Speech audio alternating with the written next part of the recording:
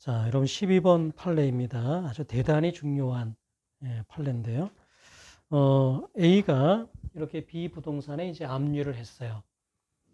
등기 후에는 압류라고 표시되진 않고 경매 개시 결정 등기가 됩니다.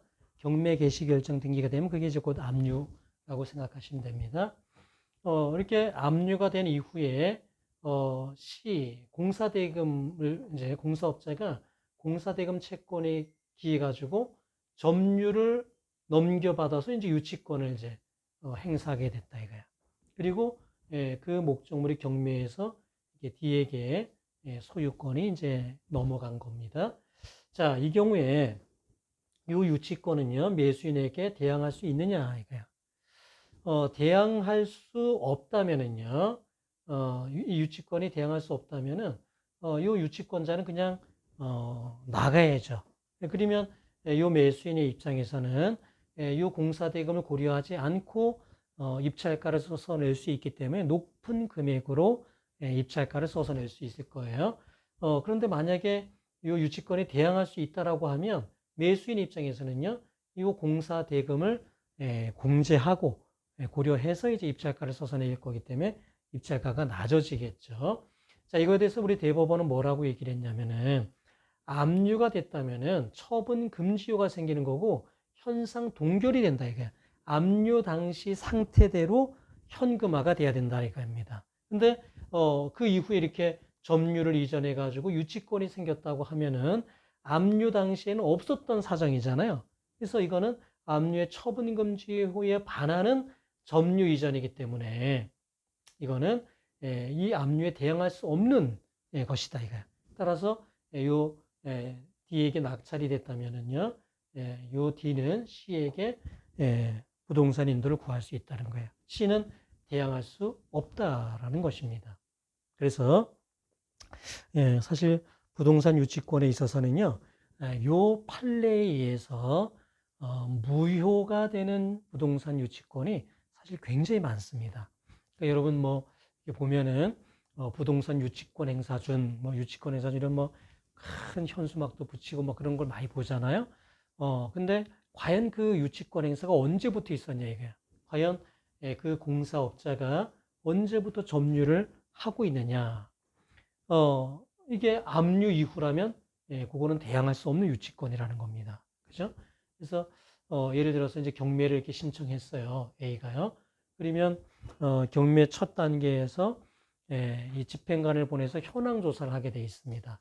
그래서 집행관이 이제 현황을 조사하거든요. 그래서 이 경매 목적물에 가서 이제 뭐 여러 가지를 이제 조사해서 적게 되는데 그 현황 조사서에 보니까 그 공사대금업자가 유치권 행사하고 유치권 행사 중을 붙여놨고 뭐 이런 게 있다면은 그 유치권은요 압류 전에 인정 성립됐을 가능성이 높겠죠. 근데 그런 게 없었다 이거야. 현황 조사 보고서에 그런 내용이 없었다라고 하면 이거는 압류 이후에 생겼을 가능성이 높다 이거야. 압류 이후에 점유를 이전받아서 유치권을 행사 중일 가능성이 높다 이거야.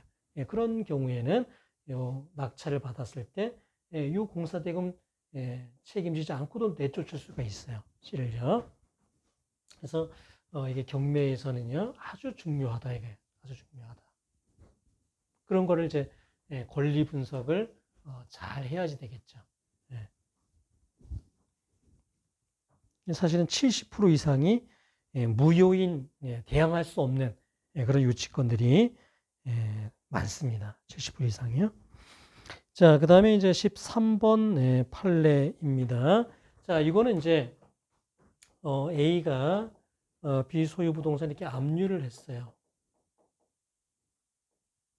자, 그런데 C라는 이제 공사업자가 공사대금 채권에 기해 가지고 먼저 이 목적물을 넘겨받아서 점유를 이렇게 하고 있었습니다. 그리고 이제 압류를 한 거예요. 그 다음에 공사가 완료돼서 공사대금 채권이 취득이 된 겁니다. 그러니까 좀 전하고 다른 거 뭐냐면은 점유는 먼저 하고 있었어요. 이 유치권자가 점유는 먼저 하고 있었습니다. 그 다음에 압류가 됐습니다. 그 다음에 공사대금 채권이 이제 공사가 완성이 돼서 공사대금 채권이 취득이 된 거예요. 어쨌든 유치권은 압류 이후에 성립된 거예요. 유치권은요. 자, 이거에 대해서 우리 판례는 뭐라고 얘기했냐면은 압류 효력이 발생한 후에 유치권을 취득한 경우에는 이것도 대항할 수 없는 유치권이다. 이게 뒤에 낙찰이 됐다면 대항할 수 없다 이거예요. 그러니까 압류 이후에 점유를 이전받은 거나 압류 이후에 채권을 취득한 거나 다 압류 이후에 유치권이 성립했다는 면에서는 같기 때문에 이거는 매수인에게 대항할 수 없는 유치권이다라는 게 13번 판례입니다. 그래서 좀 전에 이제 압류 이후에 점유를 이전받은 거는 압류의 처분금지에 반하는 점유 이전이다 이렇게 이제 설명을 했는데 이 판례에 오게 되면은 그러면 압류의 처분금지에 반하는 게 뭐냐 이거야. 어떤 처분행위가 있었냐. 그러니까 채권 취득이라는 걸 과연 처분행위로 볼 수 있겠냐 이거야. 공사를 그냥 완성한 해가지고 채권이 성립한 그거를 처분행위로 볼 수 있겠는가 이거야. 사실 처분행위라는 거는 이제 무슨 뭐 매매라든가 저당권 설정이라든가 그런 게 보통 처분행위인데 이런 것까지 과연 처분행위의 개념에 포섭할 수 있겠는가가 문제가 된 겁니다. 이거에 대해서 대법원은 은근슬쩍 그냥 넘어간 거예요. 그래서 뭐가 이제 그 처분금지에 반하는 처분행위인지에 대해서는 명시하지 않고 어쨌든 압류 이후에 유치권이 성립이 된 거니까 이건 대항할 수 없는 유치권이다. 이렇게 이야기를 했습니다. 그래서 논리 구성은 조금 어렵긴 하지만 결론에 있어서는 타당하다라고 봐요. 어쨌든 부동산 경매에서 부동산 유치권이 상당히 이제 어떤 담보권자에게 피해를 주는 일들 뭐 이런 것들이 불측에 이제 손해를 주는 일들이 많기 때문에 이제 뭐 이런 부동산 유치권을 좀 제한하는 이런 해석은 일리는 있다라고 봅니다. 자, 14번 판례는요. 자, A가 B 부동산에요.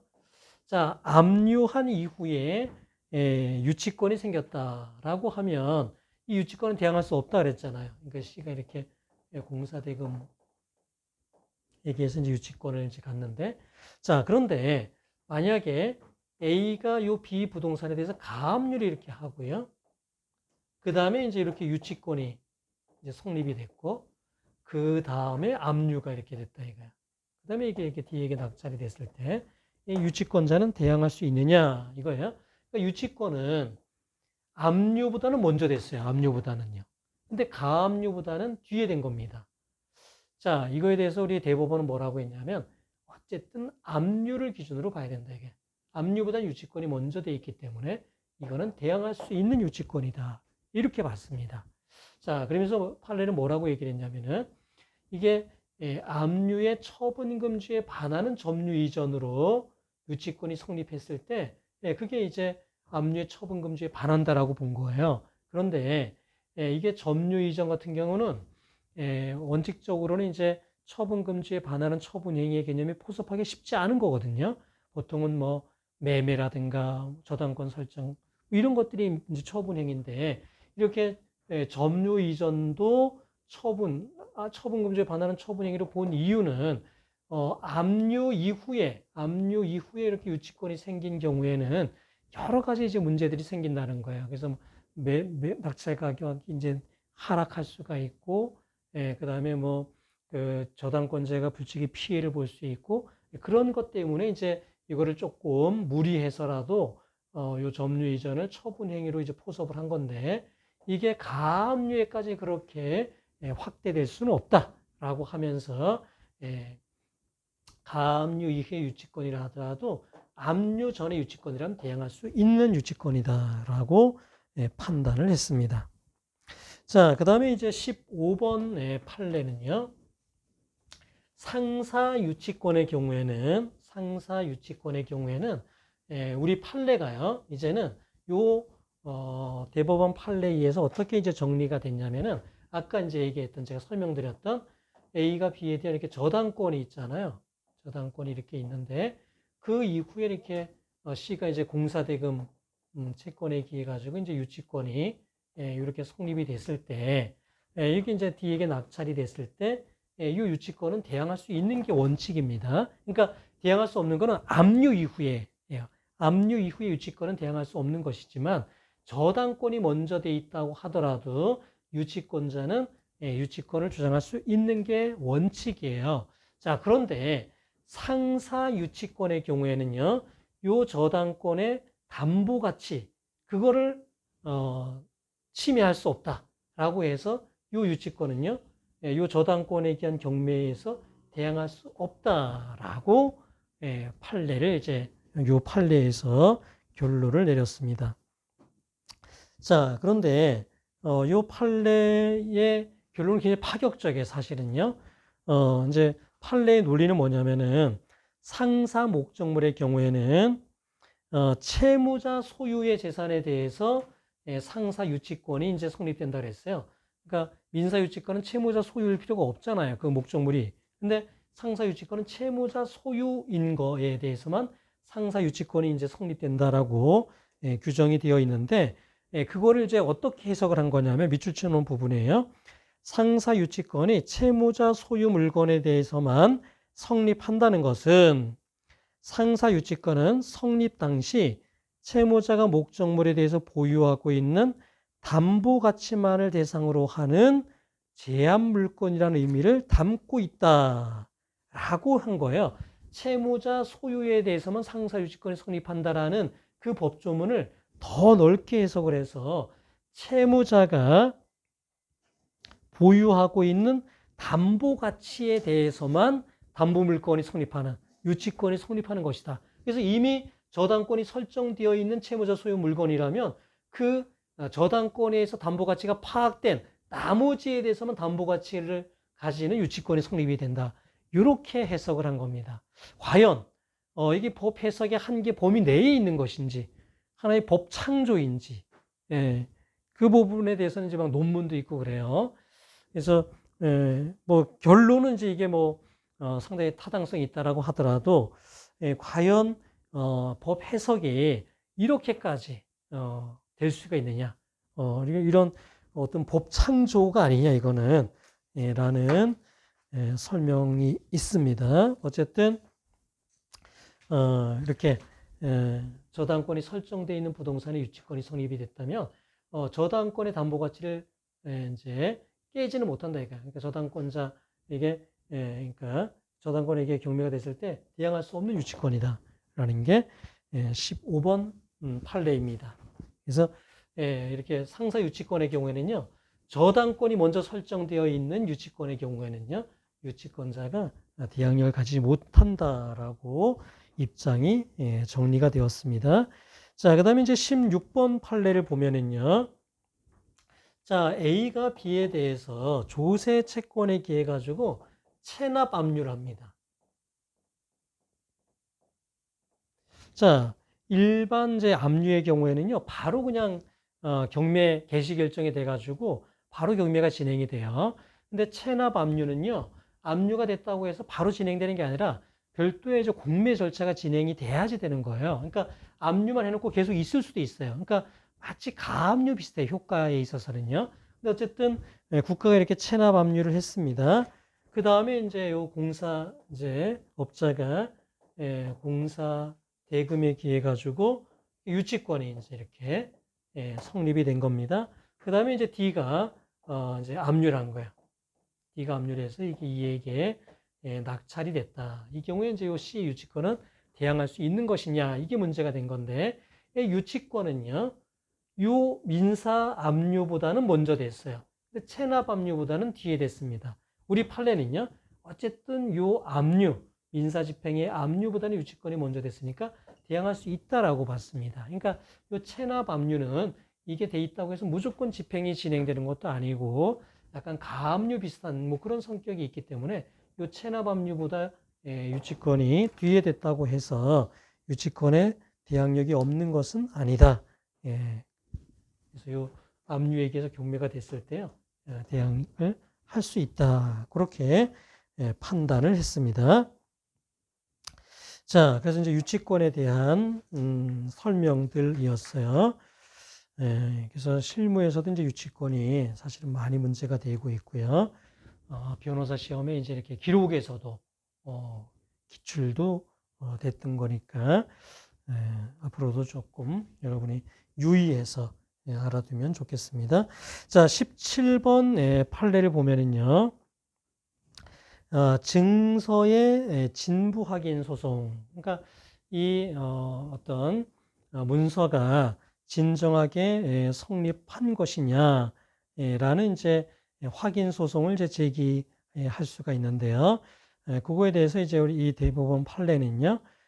이게 증서 진부 확인 소송의 경우에는 법률 관계를 증명하는 서면의 경우에 인정이 된다. 그리고 이게 어떤 분쟁 해결에 도움이 되는 경우에 인정이 된다라는 겁니다. 예, 그런 이익이 있어야 되고요. 근데 84번에 보면은 이미 소가 제기되어 있는 상태에서는 뭐 그 소송에서 이제 다투면 된다. 뭐 이런 이야기입니다. 이게 이제 어떤 그 병원에 이제 어떤 장례식 장에 뭐 임대차를 둘러싸고 이제 어떤 문제가 있었어요. 그래서 원고와 피고 이제 사이에서 이제 그 장례식장의 임대차와 관련해 가지고 이제 여러 서류들이 이제 작성이 됐는데 임대차 계약서, 그다음에 뭐 이행각서, 그다음에 뭐 지불각서, 그다음에 영수증 뭐 이런 이제 서류들이 주로 이제 문제가 된 겁니다. 그래서 원고가 이제 피고를 상대로요, 이러한 서류가 진정하게 성립되지 않았다라는 확인의 소를 제기했습니다. 일단 우리 판례는 영수증 이건 안 된다 이거 영수증. 왜냐하면 이거는 법률 관계를 증명하는 서면이어야 된다라는 거예요. 그러니까 그 서면이 직접 법률 관계를 증명하는 서면에 하나인데 영수증 같은 건 거기에 해당하지 않는다라는 겁니다. 그래서 요거는 이제 소외 대상이 될 수 없다라고 했고요. 그 다음에 이제 어떤 이게 그 진정 성립이 확인되는지 여부에 따라서 당사자 사이의 분쟁 해결에 도움이 될 수 있다면 그런 증서 진부 확인 소송은 가능하다라는 겁니다. 자, 그런데 요 원고하고 피고 사이에서 이미 어떤 임대차 계약에 기한 뭐 보증금 청구라든가 보증금 청구 이런 이미 소송이 제기되어 있고 위 소송에서 이런 증거들이 제출이 되어 있는 상태라면 그 소송에서 다투면 되는 문제지 요거에 대한 그 진정과 증서의 진부 확인 소송을 별도로 제기할 필요는 없다는 겁니다. 이미 이 소송이 제기돼서 법률관계에 대한 소송이 제기돼서 증거로 제출됐다. 그런 경우에는요. 그 소송에서 다투면 되지 이거에 대한 별도의 증서 진부 확인 소송은 필요하지 않다 이거예요. 근데 만약에 원고가 증서 진부 확인 소송을 먼저 제기한 상태다 이거예요. 먼저 제기한 상태에서 금원 지급을 구하는 소송을 뭐 또 제기했다. 그러면 나중에 제기된 소송 때문에 이게 이제 어떤 그 확인의 소이익이 없어지는 건 아니기 때문에요.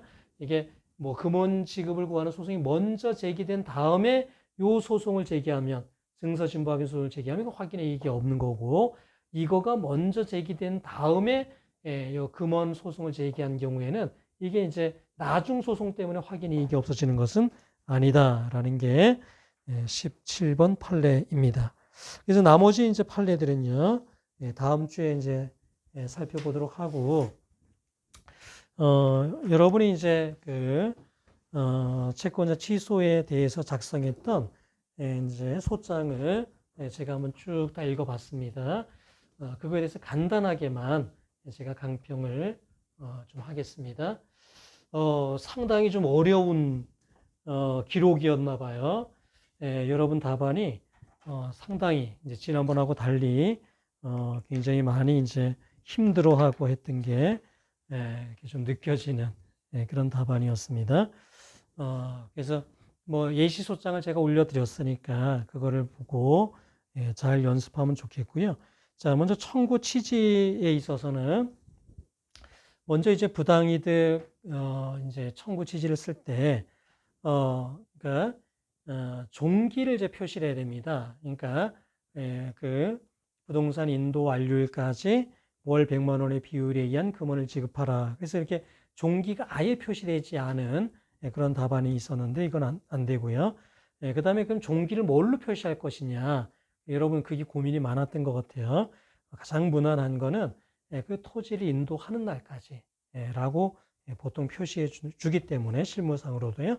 그렇게 하면 될 것이다 라는 거고요. 그다음에 부당이득금 액수가 틀린 답안이 많았는데요.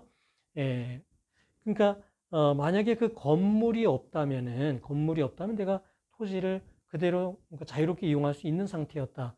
그런 경우는 부당이득이든 지료든 다 건물이 없는 나대지 상태에서의 임료, 그다음에 지료 이거를 이제 청구하면 되기 때문에요. 나대지 상태의 부당이득금을 이제 청구를 해주면 됩니다. 자, 철거 인도를 명한 부당이득 말고 철거 인도를 명한 답안이 많았는데요. 이 경우에 그 건물 소유자는요, 현재 관습법상의 법정지상권자는 아니지만 그거를 취득할 수 있는 지위에 있기 때문에 그 사람에게 철거와 인도를 구하는 것은 신의 측에 반한다라는 거예요. 따라서 이런 건 이제 결론을 틀리면 안 됩니다. 결론을 정확하게 맞춰야 돼요. 자, 그 다음에 선이자 관련해서는 계산을 잘못한 답안이 대부분이었습니다. 선이자의 경우에 어떻게 청구하는지를 모르는 답안이 대부분이었고요. 또 이자 제한법을 제대로 고려하지 않은 답안이 대부분이었습니다. 그래서 답을 맞춘 학생이 아주 소수였는데요. 아무튼 이 선이자 어떻게 이거를 이제 계산하는지, 이자 제한법 위반 여부를 어떻게 판단하는지, 그래서 실제 수령한 금액을 가지고 최고 이율에 의한 이자를 계산합니다. 그래서 선이자 공제 한계에 그거보다 더 많이 했으면 그건 원금에 충당하는 거고요. 그보다 적게 했으면 원래 약정한 원금이 유효하게 되는 겁니다. 그래서 이 선이자 계산은요, 여러분이 조금 더 공부를 좀 해두시면 좋겠고요. 자, 그 다음에 이제 채권자 취소에 있어서 가액 배상에 있어서는요, 사행의 취소의 범위를 가액의 반환을 구하는 범위로 한정해서 취소를 하고요. 그거에 반환을 구합니다. 그러니까 맞춰요. 취소하는 거하고 반환을 구하는 거를 이렇게 딱 맞춰서 이제 구합니다. 그래서 1억 2천만 원 범위 내에서 취소한다. 이렇게 해줘야 되는데, 그거를 이제 안 해준 답안들이 있었고. 자, 그 다음에 가집행을 붙이지 않습니다. 사행의 취소는 확정되어야지 효력이 있어요. 따라서 가집행을 붙이지 않습니다. 자, 청구 원인을 보면은요. 자, 요 첫 번째 그 부당이득 사례에서는요. 관습법상의 법정지상권이 천관웅에게 성립됐다가 경매에 의해서 오상식에게 이전이 됩니다. 그죠? 그리고 건물을 안영이에게 이제 매도를 하니까 안영이는 법정지상권을 양도받을 수 있는 지위에 있는 사람이 되는 것이죠. 그래서 관습법상의 법정지상권이 언제 성립이 돼서 어떻게 이전이 되고 요거에 대해서 여러분이 좀 더 정확하게 이해를 해야 될 것 같아요. 그거에 대해서 정확하게 기재한 답안이 사실은 거의 없었습니다. 자, 그 다음에요. 부당이득의 경우에 이제 지난 시간에도 얘기는 했지만은 앞부분엔 조금 이제 그 소유권 변동 사실에 대한 사실은 조금 더 기재를 해준다 그랬어요. 그리고 그런 다음에 부당이득에 대한 이제 결론을 내줍니다. 그 다음에 예상되는 항변에 대한 반론을 기재해주면 좋겠다라는 겁니다. 한꺼번에 쭉 다 기재하지 말고요.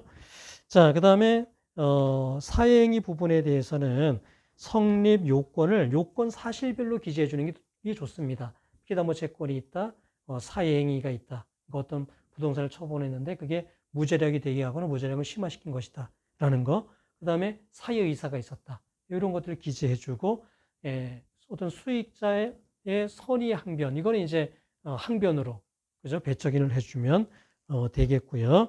그 다음에 이제 원상 회복에 있어서는 가액 배상이 필요한 이유 그거를 이제 기재해줘야 되는데 그거를 이렇게 기재해준 답안이 별로 없었어요. 그 다음에 부당이득의 범위에서는 피담보 채권의 공동담보가액을 계산해서 그 중에 작은 금액 범위 내에서 인정을 해야 된다. 그래서 여러분이 기본적으로는 사회 행위에 대한 답안이 굉장히 부실한 경우가 많았습니다. 그래서 어찌 보면 그 예시 소장을 어느 정도 쭉 좀 익숙하게 이제 암기 비슷하게 해두면은요, 여러분이 요 채권자 지수에 대한 소장을 쓸 때 조금 더 논리적으로 이렇게 쓸 수 있지 않을까 싶습니다. 자, 오늘 강의는 여기까지 하도록 하겠습니다. 수고하셨습니다.